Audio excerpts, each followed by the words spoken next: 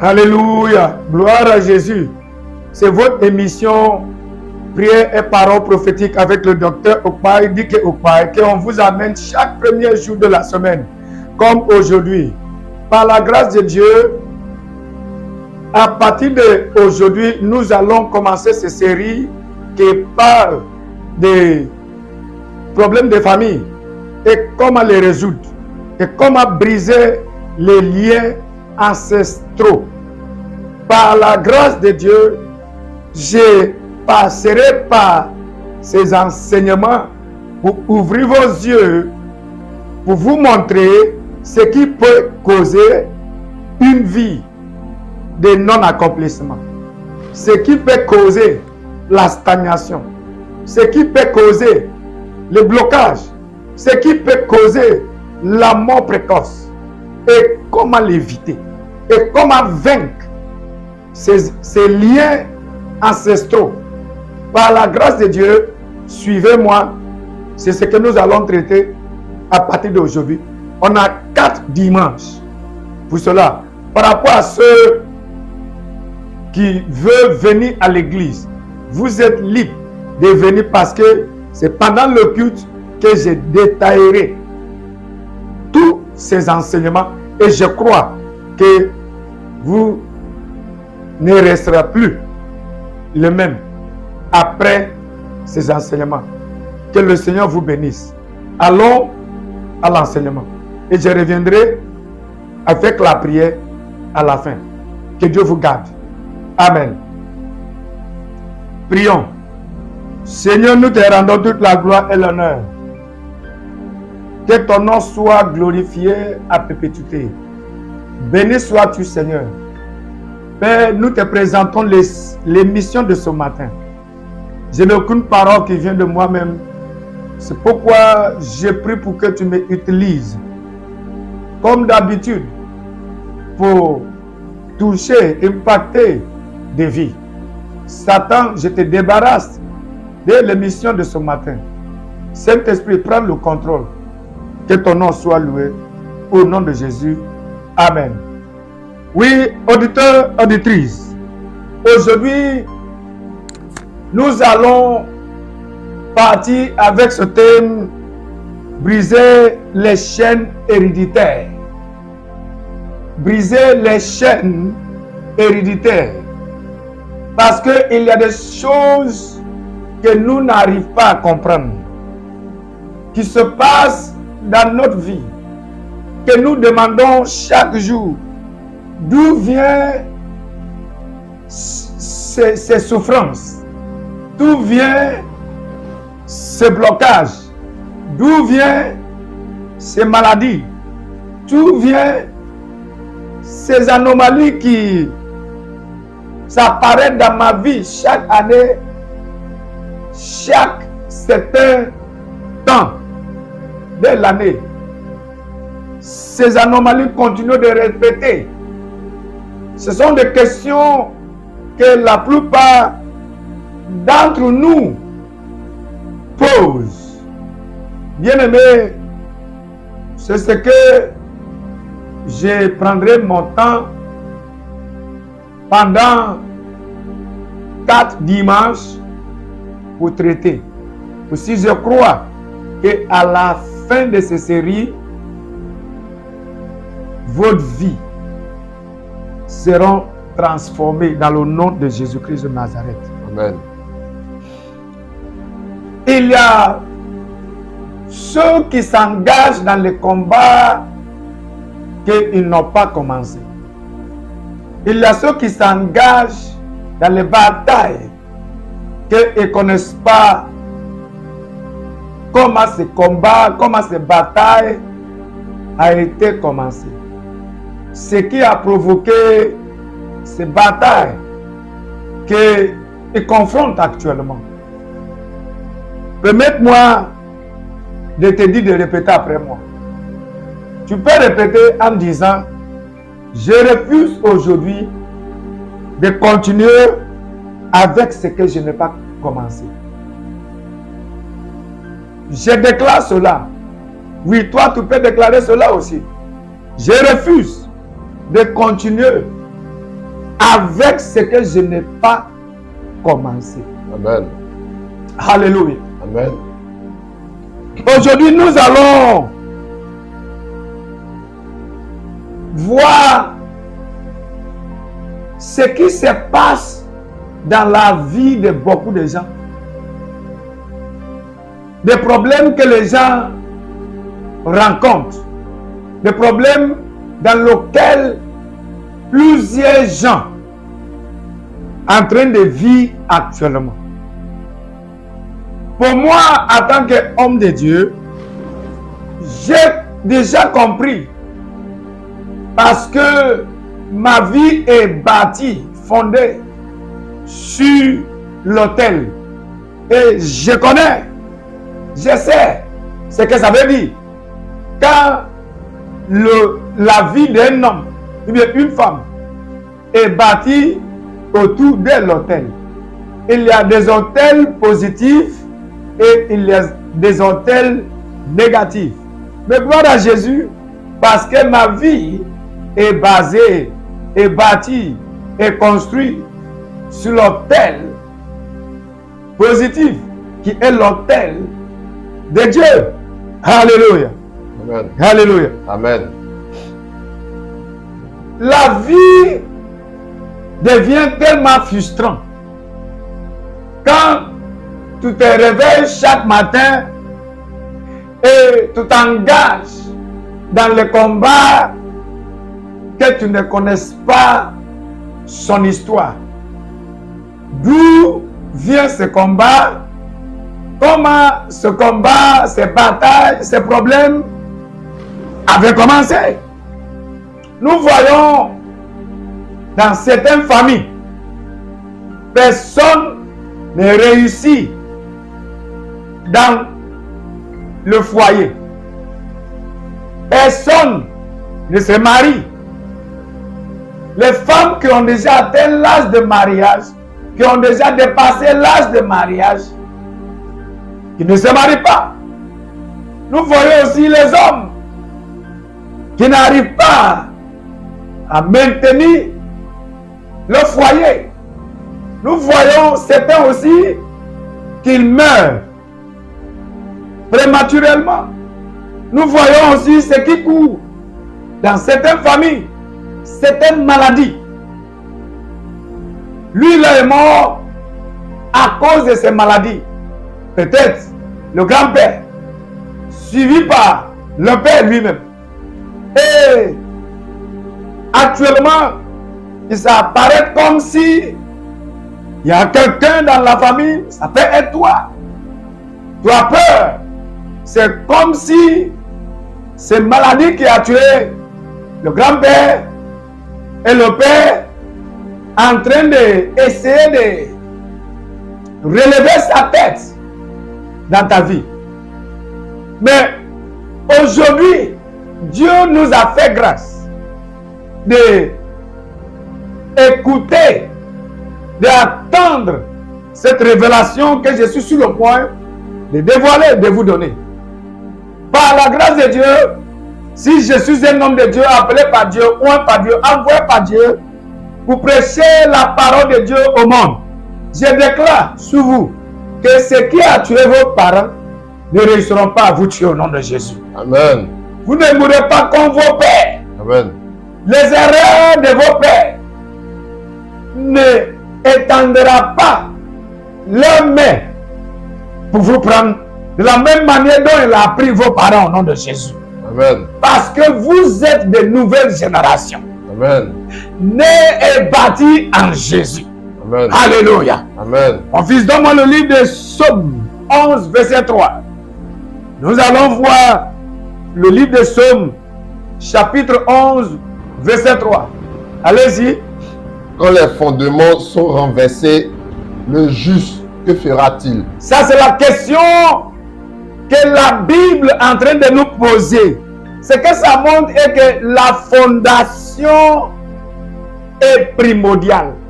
La fondation est plus importante que toutes d'autres choses. Amen. La fondation est le début de ton histoire. La fondation est le commencement de ta vie. La fondation, c'est ce qui tient ta vie passée, ta vie présente et ta vie dans l'avenir qui est dans l'avenir. Amen. C'est la fondation qui tient même tes enfants qui ne sont pas encore nés. La Bible a posé ces questions que si la fondation est quoi? Renversé. Est renversée. Répète ça encore. Renversé. Répète ça encore. Renversé. Il a dit si la fondation est renversée, que sera quoi? Le juste, que fera-t-il? Que fera-t-il le juste? C'est-à-dire, que sera l'avenir? Que sera l'avenir des justes? Leur vie deviendra comment? Leur foi deviendra comment? C'est-à-dire, c'est la fondation qui est plus importante. Au lieu de chercher la solution à gauche, à droite, devant, derrière, en courant partout pour chercher la cause de ce qui se passe dans notre vie, où on doit tourner et à la fondation. Dis-moi Amen. Amen. C'est ce que la Bible est en train de nous poser comme une question. Quand la fondation est renversée, qu'est-ce que veut dire la fondation qui se renverse? Être renversé veut dire est mal posée.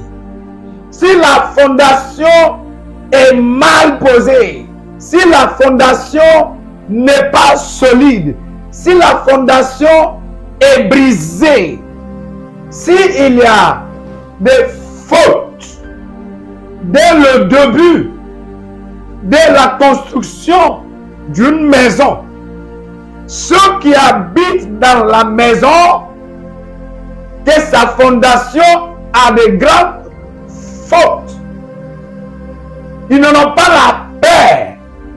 Ils vivront dans la crainte parce que la maison peut couler dans n'importe quel moment. Amen.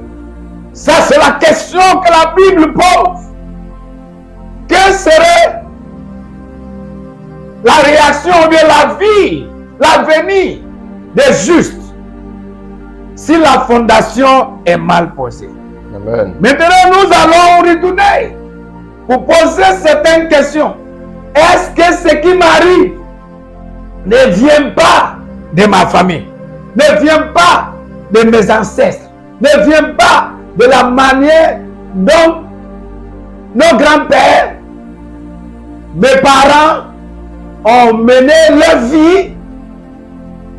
Parce que ce qu'on doit savoir est que malgré comment tu peux courir, malgré comment tu peux quitter de ta famille, tu ne peux pas fuir en laissant tes fesses à la maison. Amen. Ça, c'est l'adage proverbe africain. Personne ne peut fuir en laissant ses fesses à la maison. Tes fesses t'accompagnent. C'est-à-dire ta famille, l'histoire de tes parents te suivent. Oh, alléluia. Amen. Voici la raison pour laquelle si tu te lèves pour aller chercher quoi manger, travailler et rien ne marche. Voici la raison pour laquelle les gens tombent malades dans ta famille constamment. Voici la raison pour laquelle quand le succès est presque arrivé à la porte, à l'entrée de succès, voici la déception. Donne-moi le livre de Lamentations, chapitre 5, livre verset 7. Nos pères ont péché. Nos pères ont péché. Ça, c'est la lamentation de Jérémie. Allez-y. Ils ne sont plus. Nos pères ont péché et ils ne sont plus. Ils ne sont plus, veut dire qu'ils sont morts. Ils sont tous partis. Ils ne vivent plus sur la terre. Allez-y. Et c'est nous qui portons la peine de leur iniquité. Mais c'est nous qui portons la peine de leur iniquité. C'est-à-dire, c'est nous maintenant qui souffrent la conséquence des péchés qu'ils ont commis, des erreurs qu'ils ont commis, des mauvaises fondations qu'ils ont posées. Bien-aimés, ce que j'aimerais que vous sachiez est que la terre enregistre la manière dont vous menez vos vies aujourd'hui. Parce que nos parents ont péché selon la Bible et ils ne sont plus. Mais nous qui sommes leurs enfants, c'est nous qui portons la souffrance que eux-mêmes devaient porter. Ce que je suis en train de dire est que toi qui es en train de mener ta vie actuellement, arrêtez de créer des problèmes pour les enfants que tu n'as pas encore nés. Arrêtez de créer des problèmes pour des enfants qui sont encore petits, que tu confesses que tu aimes. C'est-à-dire, c'est la manière dont nous menons nos vies qui provoque des malédictions. Reprends ce verset.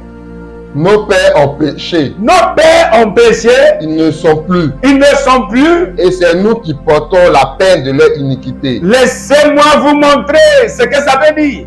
Dans le temps d'Abraham, Abraham a péché quand il est arrivé en Égypte à cause de la famine.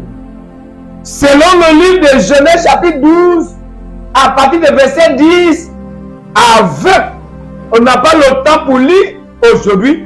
Toi qui es en train de me suivre, tu peux étudier ça. Le livre de Genèse, le temps que Dieu a dit à Abraham de quitter son pays, la maison de son père et sa patrie. Maintenant, Abraham a suivi l'instruction de Dieu.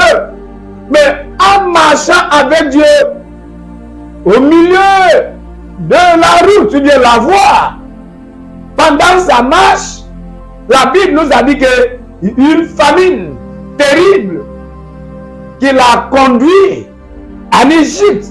Il a descendu en Égypte. Et en Égypte, il a menti. Il a dit à sa femme, Sarah, de dire qu'elle est sa sœur.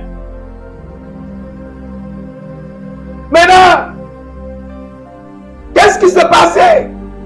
Le temps que le roi d'Égypte a vu que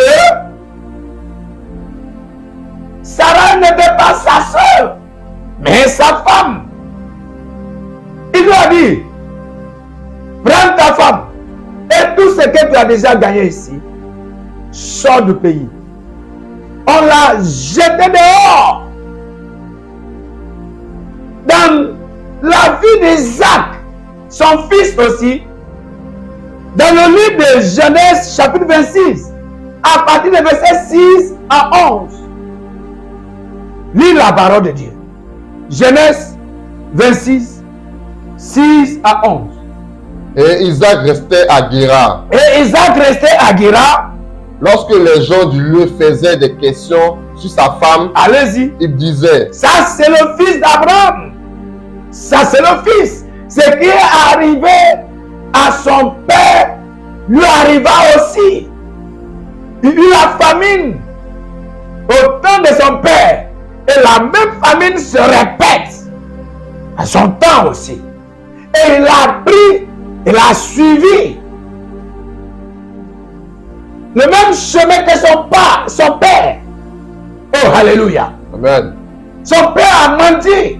Voici, il a fait quelque chose encore. Qu'est-ce qu'il a fait? Il disait, c'est ma soeur. C'est ma soeur. Car il craignait en disant ma femme que les gens du lieu ne le tuassent parce que Rebecca était belle de figure. Continue de lire. Comme son séjour se prolongeait, il arriva à Abimelech, roi des Philistins, regardant par la fenêtre, vit Isaac qui plaisantait avec Rebecca, sa femme. Abimelech fit appeler Isaac et dit, certainement c'est ta femme. Certainement c'est ta femme. Comment as-tu pu dire, c'est ma sœur? Isaac lui répondit, j'ai parlé ainsi de peur de mourir à cause d'elle. C'est bon. Voyons. Cette histoire, ce qui est arrivé à Isaac n'était pas coïncidence. C'est un mot. C'est mot, c'est ce qui court en famille. C'est ce qui court dans l'histoire de sa famille. Amen. Son père a menti. Son père Abraham. Et aussi, ce mensonge a été transféré à qui? À son fils Isaac. La même situation dans laquelle qui a provoqué à Abraham de descendre en Égypte se manifestait aussi pendant le temps de son fils Isaac. Et il a descendu à Guéra. Et à Guéra, il a répété la même chose. Même mensonge. C'est bon. Qu'est-ce qui court dans votre famille? Tu peux sortir, tu peux te séparer de ces liens ancestraux parce que c'est pas obligatoire pour que ce qui a tué ton père te tue. Amen. C'est pas une obligation pour que tu plonges dans la même erreur que ton père. Amen. Ce qui tue les jeunes d'aujourd'hui, les hommes et les femmes ignorants aujourd'hui, est parce que ils n'ont pas encore pris la décision de dire non, je ne veux pas continuer avec ce que je n'ai pas commencé. Amen. Je ne veux pas continuer avec les batailles, avec le combat, que je ne sais pas comment ça a commencé. Amen. C'est à toi de prendre la décision de dire, oui, voici ce qui a tué mon père. Voici comment la vie de mon père a été. Mais moi, j'ai choisi de bâtir ma vie, reconstruire ma vie sur une autre fondation. Amen. Qui est en Jésus, qui est en Dieu, Amen. qui est sur la vérité, Amen. pas sur le mensonge. Amen. Oh, alléluia. Amen. Alléluia. Amen. Il y a certains qui tombent malades constamment. Dès qu'ils gagnent l'argent, c'est pour dépenser ça à l'hôpital. Dès que l'argent touche leur main, c'est pour aller dépenser ça à l'hôpital. C'est un mot, c'est quelque chose qui court en famille. Tu peux sortir de ça. Amen. C'est pourquoi cet enseignement. Amen. En cette semaine, je déclare, là où les liens ancestraux vous a attaché, vous a enterré, tu sortiras dans le nom de Jésus-Christ. Amen. J'ordonne pour que vous sortez dans le nom de Jésus. Amen. Vos grands-pères sont morts. Vos parents sont morts. Comment ils sont morts? Il y a des questions que les générations présentes doivent poser. Comment mes parents ont amené leur vie? Et si tu finis d'analyser, de voir, ou bien la manière dont ils ont mené leur vie, et ils arrivent que la fondation a été renversée, c'est à toi d'établir une autre fondation basée sur Dieu. Amen. Ça va te coûter des sacrifices. Les sacrifices là veut dire la séparation absolue Amen. de ces liens. Amen. d'être détaché complètement de ces liens. Amen. Par comment? En confessant les péchés de vos parents. Amen. Par comment? En abstinant, en abandonnant, en refusant de prendre le même chemin que tes parents. Amen. Alléluia. Amen. Alléluia. Amen. Donne-moi le livre de Exode, chapitre 20, verset 1 à 6. Exode 20, 1 à 6.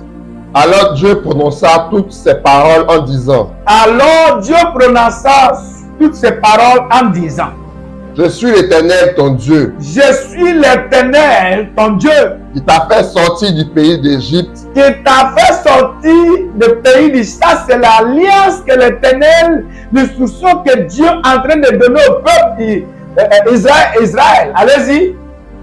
de la maison de servitude. Tu n'auras pas d'autre Dieu devant ma face. Tu vois, non? Ça, c'est ce qui peut causer, provoquer des malédictions dans la famille. Ça, c'est l'instruction. Quand l'instruction est violée, ça provoque des malédictions. Chaque désobéissance a des conséquences. Les gens vivent, les gens mènent leur vie comme si il n'y aura pas de conséquences. La conséquence de désobéissance et la malédiction. Continue de lire, mon fils. Tu ne te feras point d'image taillée, Allez-y. ni de représentation quelconque des choses qui sont en haut dans les cieux, Allez-y. qui sont en bas sur la terre Allez-y. et qui sont dans les eaux, plus bas que terre. Tu ne te prosterneras point devant elles. Tu ne te prosterneras point devant les idoles. Il y a certains dieux, certains idoles que vos ancêtres, que nos ancêtres ont servi.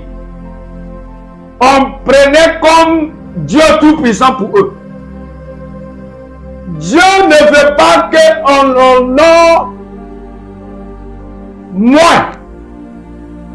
Dieu ne veut pas que on honore les idoles, les bois, les choses matérielles, plus que lui-même.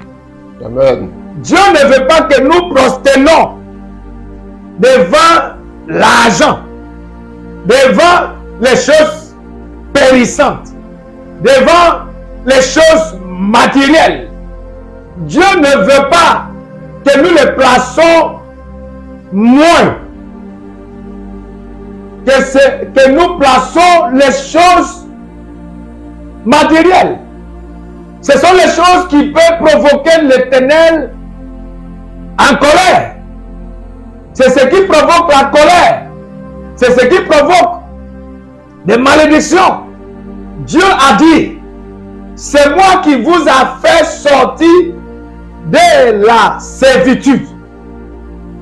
Quand vous étiez en Égypte, mais ayant vous délivré, vous ne devez pas prosterner devant les images faites par des hommes, devant les idoles. C'est l'instruction que Dieu a donnée. Allez-y. Ne te prosterneras point devant elles. Ça, c'est la loi, c'est l'instruction. Allez-y. Et tu ne les serviras point. Et tu ne les serviras point. Allez-y. Car moi, l'Éternel ton Dieu, je suis un Dieu jaloux. Je suis un Dieu jaloux. Je suis un Dieu jaloux. Allez-y.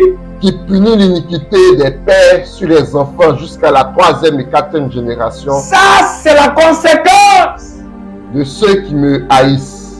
Ça, c'est la conséquence quand les parents, parce que nos ancêtres, il y a ceux qui ont adoré des cailloux, Il y a ceux qui ont adoré des rivières. Il y a ceux qui ont adoré la mer. Il y a ceux qui adorent les bois. Il y a ceux qui adorent les arbres. Il y a ceux qui adorent les forêts.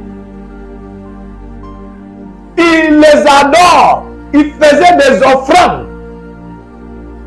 Ils honoraient ces éléments que je viens de citer. Mais qu'est-ce que ça a provoqué? C'est la conséquence. Nos parents ont péché et ils ne sont plus. Et nous, les enfants, c'est nous qui portons la peine. Ce que nous devons faire, ce que vous devez faire dès aujourd'hui, est de commencer à dire à Dieu, Seigneur, je n'étais pas là. Le temps que mes parents se prosternaient devant les idoles. Je n'étais pas encore né. Le temps que mes parents ont commis ces péchés. Mais maintenant que je suis né, maintenant que mes yeux sont ouverts, maintenant que je connais la vérité, je confesse le péché de mes parents. Seigneur, rebâtis ma vie. Au lieu de suivre le chemin que mes parents ont suivi, j'ai choisi de suivre ton chemin. J'ai choisi de te servir. Frères et sœurs, par la grâce de Dieu, ce que vous ne connaissez pas ne va pas vous connaître dans le nom de Jésus. Amen. Le remède est de donner vos vies à Dieu. Amen. Et de donner vos vies à Jésus. Amen. Il ne s'arrête pas d'aller à l'église seulement.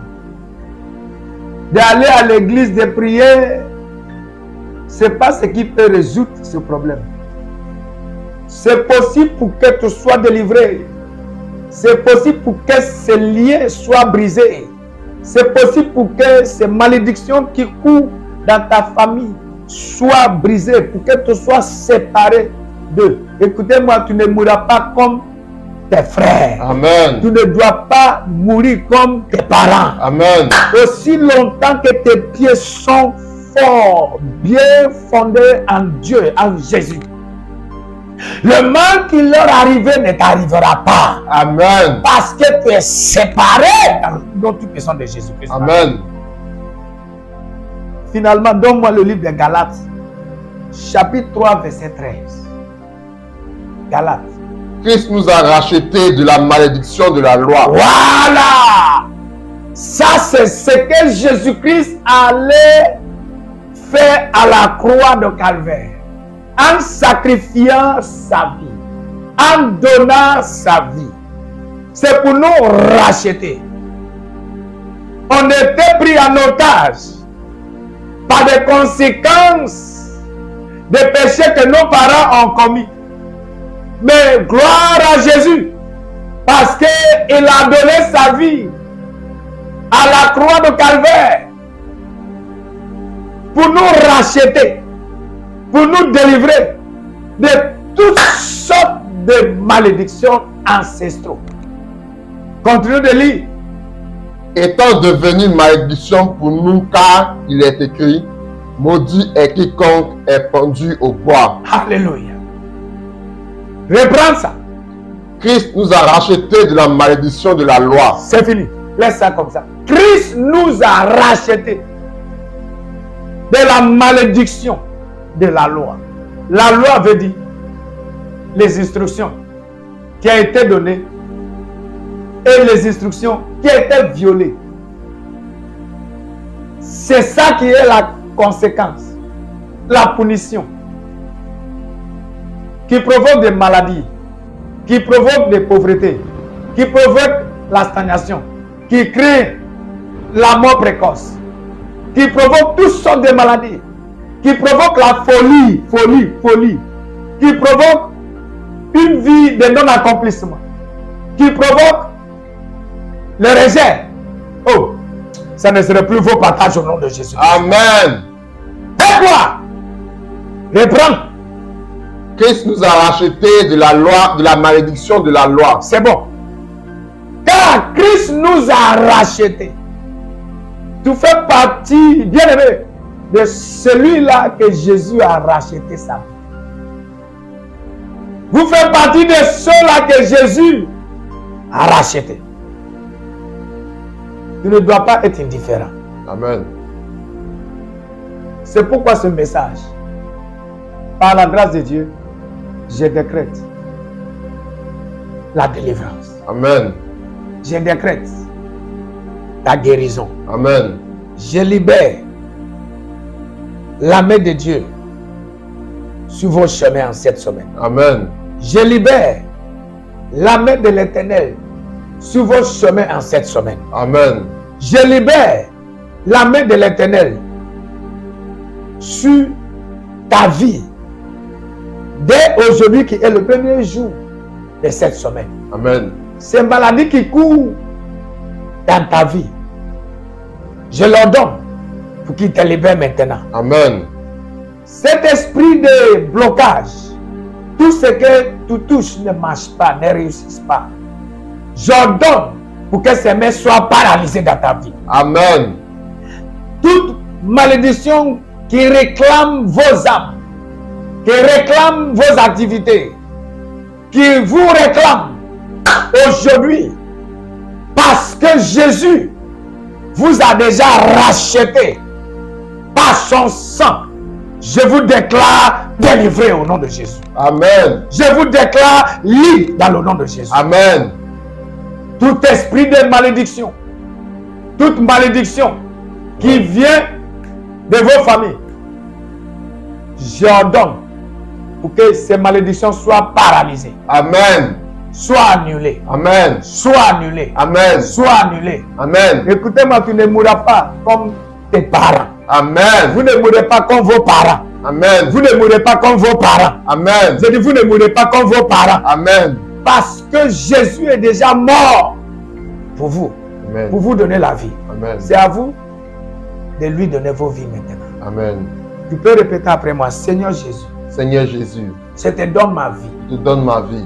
Je t'accepte Je t'accepte. aujourd'hui. Aujourd'hui, Interviens interviens dans ma famille, dans ma famille, dans mon cas. dans mon cas. Efface mon nom Efface mon nom dans le livre de la mort précoce. dans le livre de la mort précoce. Écris mon nom Écris mon nom dans le livre de la vie éternelle. dans le livre de la vie À éternelle. partir d'aujourd'hui, À partir je d'aujourd'hui, choisis je choisis de suivre ton chemin. de suivre ton chemin. Je te donne ma vie. Je donne ma vie.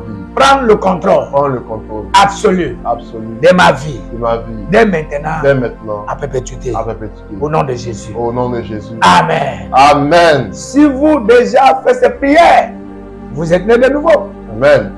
Vous pouvez nous contacter par le numéro qui affiche sur l'écran. Amen. Si vous n'avez pas encore abonné sur cette chaîne, faites-le maintenant. Et en le faisant, il faut cliquer sur la cloche Amen. pour que chaque fois que nos vidéos sortent, YouTube vous signalera. Amen. Par la grâce de Dieu, l'église qui vous amène cette émission s'appelle le Domaine des Aigles, Église d'Excellence. Nous sommes situés à Abidjan, dans le quartier de Rivera Parc Miret, rond-point Ado, à côté le collège de Figuier, sur la rue de l'hôtel Bellecote. Par la grâce de Dieu, je reste toujours le docteur Okpaï Dike Okpaï, vos pasteurs. Nous serons ensemble la semaine prochaine. Continuez dans la prière. Que Dieu vous bénisse et qu'il vous garde. Au revoir.